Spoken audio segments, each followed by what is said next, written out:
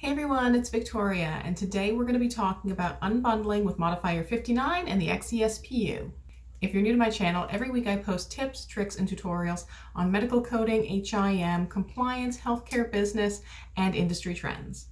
So if you've been keeping up with the industry news, Medicare just updated their MedLearn Matters article number SE1418, which is on modifier 58 in the XESPU modifiers, the non-mandatory, still XESPU modifiers. If you're wondering what an XESPU is, I know it sounds like some sort of extreme sports program, but it is not, and we will go into that detail today. But before we can really even understand 59 modifiers and the XESPU, you have to understand unbundling and CCI edits. So when you think about bundling and unbundling, something that's bundled is kind of like a cupcake. So when you buy a cupcake, it's one fee for this delicious cupcake. And when you buy it, it includes everything that went into making this cupcake. So flour and sugar and butter and frosting and the time involvement for making the cupcake and the cost of putting it into the oven and baking it at 350 degrees. Now there might be circumstances that there were special ingredients that went in here that drove the cost up, or maybe you specialty requested something that drove the cost up. But in most cases, it would be very weird if you went into a bake shop and they charged you $3 for a cupcake and then an extra 50 cents for the time and skill involved in making the cupcake, or for heating up the oven to use the cupcake, or because you needed to use a spoon to mix the batter for the cupcake. Those things are all involved. So when you're unbundling procedures, what's happening is in most cases when that's not appropriate, it's kind of like charging for a cupcake and then charging for the flour that went in the cupcake. Like, that's already included. It's in the whole fee for the cupcake, so you're not going to charge extra for it.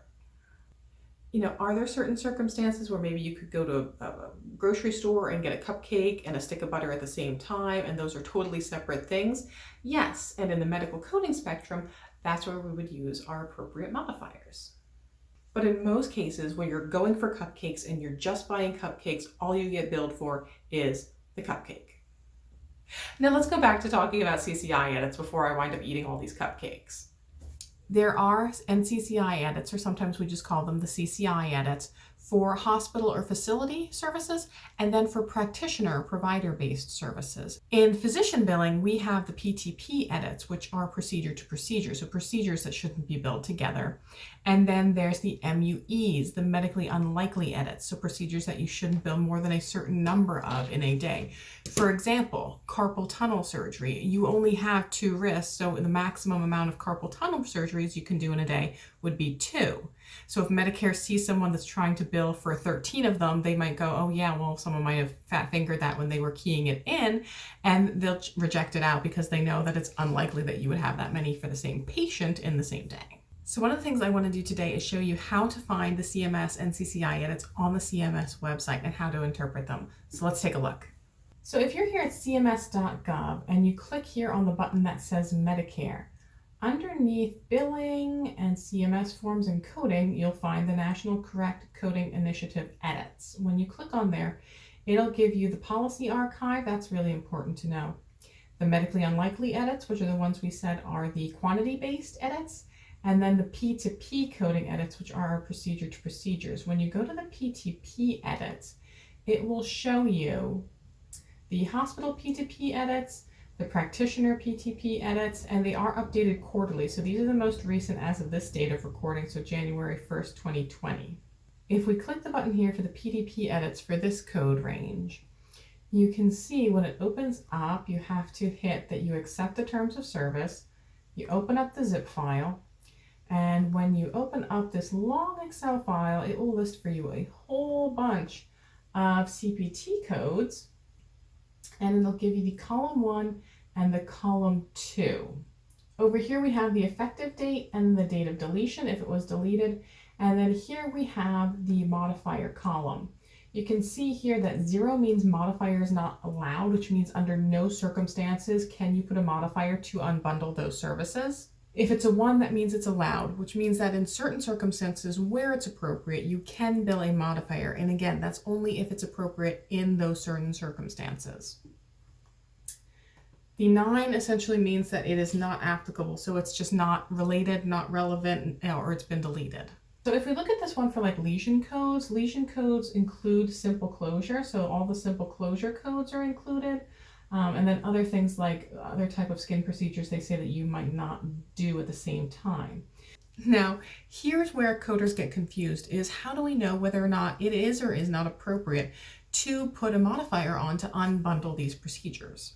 So a lot of the instances where you can or cannot unbundle are actually described in the CMS CCI Edit Policy Manual. Now let's take a look at that. So if we go back to the NCCI Edit page on cms.gov and we scroll down here to the bottom, it will tell you that there is an NCCI Edit Policy Manual, and this is the current date for it. There are archives also available. If you need to know information about how to use the NCCI edits, there's a link for that here. And then right down here is the MLN that I was just talking about. And then even information about the MUE. So it's important to look down here on this information, but today we want to take a look at the NCCI Edit Policy Manual. So when you open up the policy manual, everything's going to be broken down by CPT chapter, and then there is just one that is general coding policies. So let's say, for example, a provider does an abdominal procedure like a sleeve gastrectomy, and while they're in there, they find a hernia and they try to throw a card at their coder that says, hey, you know, I did this hernia repair while I was in there. I found this little hernia and I fixed it. I want to make sure I get credit for that. So can you bill that out? And when the coder types in those codes, it shows up, hey, we're not really supposed to bill these together. Provider told you you should. So how do you know if you should or not? Well, it's here in the CCI Edit Policy Manual. So let's pull up our chapter for our 40,000 series where our abdominal codes are.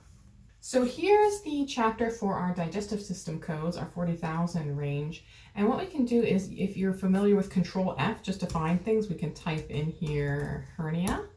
Right here we can find the section about abdominal procedures. And here it says, if a hernia repair is performed at the site of an incision for an open or laparoscopic abdominal procedure, the hernia repair is not separately reportable.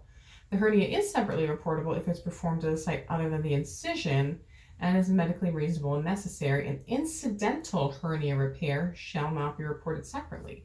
So in that case, the provider was already in, same incision, incidentally found that hernia, and here it's giving us that guidance saying, you know, I know it says in the CCI Edit column that we could put a modifier here, but in this case, this isn't one where we separately bill for it. So the next question is, if the CCI Edit columns say that I can use a modifier, and I look at the policy manual and it says, yes, I can use a modifier in this situation, how do I know what modifier to use? Well, I'm not going to cover all the different modifier potentials today, because today I really want to talk about modifier 59 in the XESPU in that Medicare Learn Matters that we talked about. You may have heard of modifier 59 as referred to as the modifier of last resort, because in most cases it will get the claim paid. It might not be correctly or compliantly paid, but it will be paid. So that's why a lot of people like to just throw modifier 59 on things, but it's really important to know from a compliance perspective, when is it actually appropriate to use that code? If you go to good old Appendix A in your CPT manual, it will give you the long descriptions of modifiers. So here's a little bit of what it says about modifier 59. Modifier 59 is a distinct procedural service. Under certain circumstances, it may be necessary to indicate that a procedure or service was distinct or independent from other non-E&M services performed on the same day. So it's not used on E&M services, it is used on procedures and services. Documentation must support a different session, different procedure or surgery, different site or organ system, separate incision, excision, separate lesion, or separate injury, not ordinarily encountered or performed on the same day by the same individual. It also goes on to say that if there's a more descriptive modifier, like an anatomical modifier that's more appropriate than modifier 59, you should really use that in lieu of using modifier 59. And then we have the XESPU, so XE, XS, XP, and XU. So the XE is for if it is a different encounter, XS is for a different site or structure, XP is for a different practitioner, and then XU is for an unusual or non-overlapping service. If you want to see the exact details of what these modifiers entails and when to use them, make sure you check out that MedLearn Matters SE 1418. Now, one thing worth mentioning is that it used to be that when you had a column 1 and column 2 edit for CCI, that you could only ever put the modifier on the column 2 edit. But if you actually check Medicare, they updated that back in July 1st of 2019. This is CMS transmittal 2259, and it says that effective of July 1st of 2019, Medicare, and we're just talking straight Medicare, will accept the modifier to be on the column 1 or the column 2 code. Now, I can't speak to whether every insurance under the sun is accepting that or not. My thoughts would probably be not. That's, a lot of programming things they would have to update in their systems. But just be aware that technically now from July 1 forward for Medicare, you can put that modifier on the column 1 or column 2 code. Prior to that, it was always on the column 2 code. So the last thing I want to go over is the medically unlikely edits. So if you take a look at these on the cms.gov website, over here's our medically unlikely edits. And then here is our practitioner services table, which will pop up over here, and then you open up the zip file.